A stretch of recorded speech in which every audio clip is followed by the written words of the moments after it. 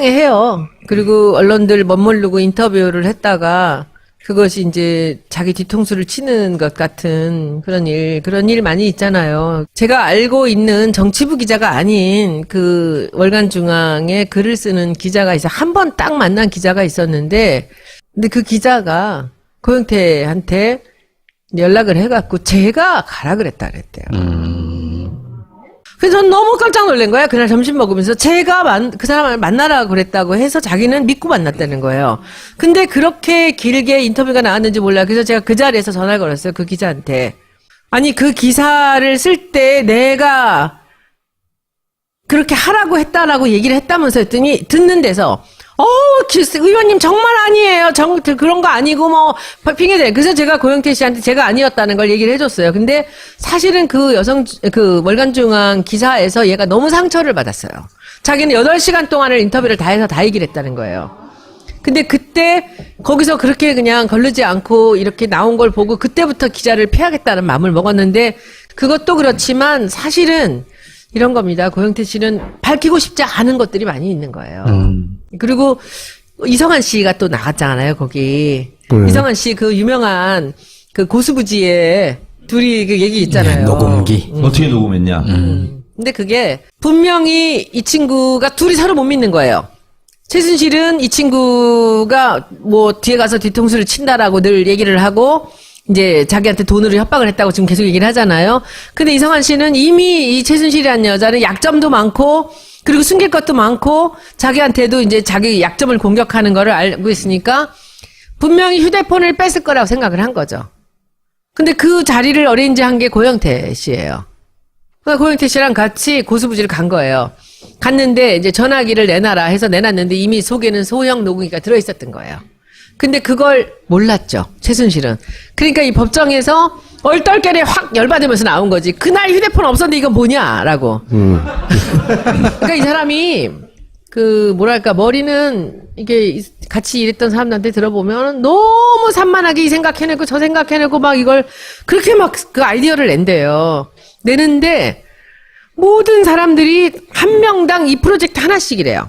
고영태하고는 이거, 노승일하고는 이거. 그러면 고영태랑 일할 땐 노승일 욕하고 노승일하고 일할 땐 고영태 욕하고. 고영태는 얘기하지 마라. 이러니까 노승일이 끝까지 자료를 모으면서 이렇게 신뢰를 받고 있었던 거죠. 근데 그런 거 보면은 고영태 씨도 그렇게 얘기를 하더라고요. 그런 거 보면 천재래요. 수십 가지 일을 다 다른 사람 한 명씩 따로따로. 전화기는 막 7대, 8대를 들고 다니면서. 지금 그런 상황으로 봐서는 지금 뭐 갈수록 점점 더 정말 그 고구마 줄기같이 나오지 않습니까? 그러니까 어디까지인지 모르겠는데 지금 이 와중에 글쎄 고영태하고 불륜이라고 그 소리를 갖다가 언론에다가 대놓고 변호사가 하는 걸 보고 제가 진짜 참을 수가 없었어요. 웬만하면 좀 참으려고 그랬는데. 그렇게 하는 이유가 뭐라고 생각하세요? 오늘의 결론이 뭡니까? 예. 다른 거 가릴 게 있어서 그렇지 더 무서운 사실들이 거기에 밝혀지면 안 될 불륜이라고까지 내세우면서 진짜 업소에서 만난 남자랑 불륜이다. 걔는 신용불량자고 응? 그리고 뭐 마약 중독자고 그리고 전과도 있는 사람하고 내가 불륜이다라고 이러고 나오는 거잖아. 지금 20살 아래 남자랑.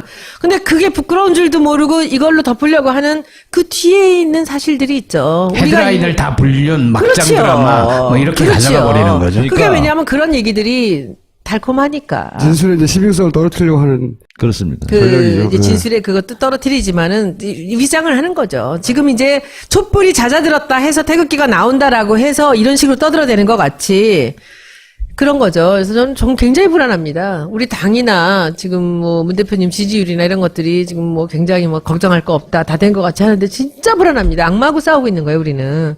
이번 주말부터는 다들 한 분당 10분씩 모시고 촛불 나가야 돼요. 10분씩. 그거 해야 되고 제가 중요한 거 하나.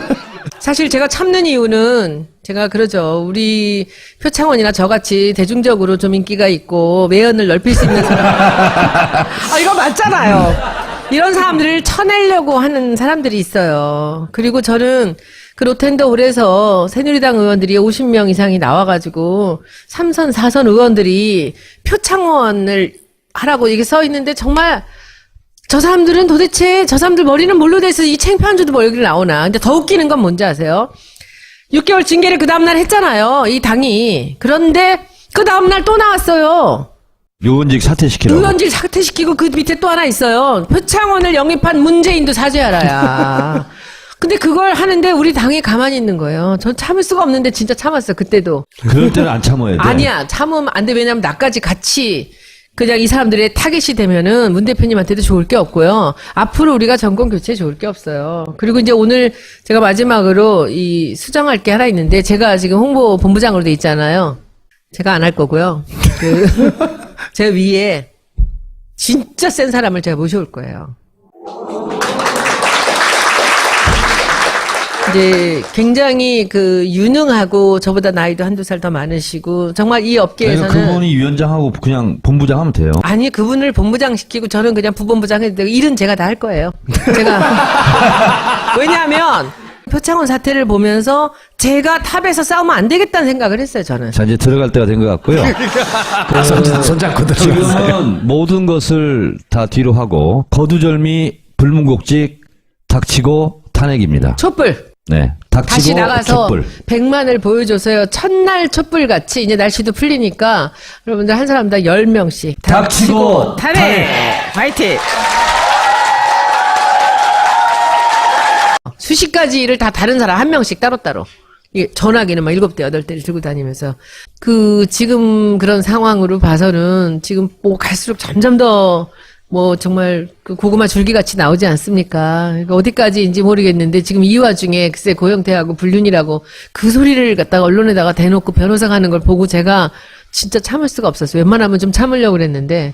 그렇게 하는 이유가 뭐라고 그러니까 생각하세요? 오늘의 결론이 뭡니까? 예. 다른 거 가릴 게 있어서 그렇지. 더 무서운 사실들이. 거기에 밝혀지면 안 될 불륜이라고까지 내세우면서, 진짜 업소에서 만난 남자랑 불륜이다. 걔는 신용불량자고, 응? 그리고, 마약 중독자고, 그리고 전과도 있는 사람하고 내가 불륜이다라고 이러고 나오는 거잖아, 지금. 20살 아래 남자랑. 근데 그게 부끄러운 줄도 모르고 이걸로 덮으려고 하는 그 뒤에 있는 사실들이 있죠. 헤드라인을 다 불륜, 막장 그렇지요. 드라마, 이렇게 그렇지요. 가져가 버리는 거죠. 그게 왜냐하면 그런 얘기들이 달콤하니까. 진술의 이제 신빙성을 떨어뜨리려고 하는 그렇습니다. 전략이죠. 이제 진술에 그것도 떨어뜨리지만은 위장을 하는 거죠. 지금 이제 촛불이 잦아들었다 해서 태극기가 나온다라고 해서 이런 식으로 떠들어대는 것 같이 그런 거죠. 그래서 저는 굉장히 불안합니다. 우리 당이나 지금 문 대표님 지지율이나 이런 것들이 지금 굉장히 걱정할 거 없다 다 된 것 같이 하는데 진짜 불안합니다. 악마하고 싸우고 있는 거예요, 우리는. 이번 주말부터는 다들 한 분당 10분씩 모시고 촛불 나가야 돼요. 10분씩. 그거 해야 되고 제가 중요한 거 하나. 사실 제가 참는 이유는 제가 그러죠. 우리 표창원이나 저같이 대중적으로 좀 인기가 있고 매연을 넓힐 수 있는 사람. 이거 맞잖아요. 이런 사람들을 쳐내려고 하는 사람들이 있어요. 그리고 저는 그렇게 생각을 한 거죠. 근데 그 자리를 어레인지한 게 고영태 씨예요. 고영태 씨랑 같이 고수부지를 간 거예요. 갔는데 이제 전화기를 내놔라 해서 내놨는데 이미 속에는 소형 녹음기가 들어있었던 거예요. 근데 그걸 몰랐죠, 최순실은. 그러니까 이 법정에서 얼떨결에 확 열받으면서 나온 거지. 그날 휴대폰 없었는데 이건 뭐냐라고. 그러니까 이 사람이 머리는 이게 같이 일했던 사람들한테 들어보면 너무 산만하게 이 생각해내고 저 생각해내고 막 이걸 그렇게 그 아이디어를 낸대요. 내는데 모든 사람들이 한 명당 이 프로젝트 하나씩이래요. 고영태하고는 이거, 노승일하고는 이거. 그러면 고영태랑 일할 땐 노승일 욕하고 노승일하고 일할 땐 고영태 욕하고. 고영태는 얘기하지 마라. 이러니까 노승일이 끝까지 자료를 모으면서 이렇게 신뢰를 받고 있었던 거죠. 근데 그런 거 보면은 고영태 씨도 그렇게 얘기를 하더라고요. 그런 거 보면 천재래요. 월간중앙 기사에서 얘가 너무 상처를 받았어요. 자기는 8시간 동안을 인터뷰를 다 해서 다 얘기를 했다는 거예요. 근데 그때 거기서 그렇게 그냥 거르지 않고 이렇게 나온 걸 보고 그때부터 기자를 피하겠다는 마음을 먹었는데 그것도 그렇지만 사실은 이런 겁니다. 고영태 씨는 밝히고 싶지 않은 것들이 많이 있는 거예요. 그리고 이성한 씨가 또 나갔잖아요, 거기. 이성한 씨 유명한 고수부지에 둘이 얘기 있잖아요. 네, 녹음기. 어떻게 녹음했냐? 근데 그게 분명히 이 친구가 둘이 서로 못 믿는 거예요. 최순실은 이 친구가 뒤에 가서 뒤통수를 친다라고 늘 얘기를 하고 이제 자기한테 돈으로 협박을 했다고 지금 계속 얘기를 하잖아요. 근데 이성한 씨는 이미 이 최순실이라는 여자는 약점도 많고 그리고 숨길 것도 많고 자기한테도 이제 자기 약점을 공격하는 거를 알고 있으니까 분명히 휴대폰을 뺐을 거라고 상해해요. 그리고 언론들 멋모르고 인터뷰를 했다가 그것이 이제 자기 뒤통수를 치는 것 같은 그런 일 많이 있잖아요. 제가 알고 있는 정치부 기자가 아닌 그 월간중앙에 글을 쓰는 기자가 있어. 한 번 딱 만난 기자가 있었는데, 근데 그 기자가 고영태한테 연락을 해갖고 제가 가라 그랬다 그랬대요. 그래서 전 너무 깜짝 놀란 거야. 그날 점심 먹으면서 제가 그 사람을 만나라 그랬다고 해서 자기는 믿고 만났다는 거예요. 근데 그렇게 길게 인터뷰가 나왔는지 몰라요. 그래서 제가 그 자리에서 전화를 걸었어요. 그 기자한테. 아니 그 기사를 쓸 때 내가 그렇게 하라고 했다라고 얘기를 했다면서 했더니 듣는 데서 의원님 정말 아니에요. 그런 거 아니고 뭐 핑계대. 그래서 제가 고영태 씨한테 제가 아니었다는 걸 얘기를 해줬어요. 근데 사실은 그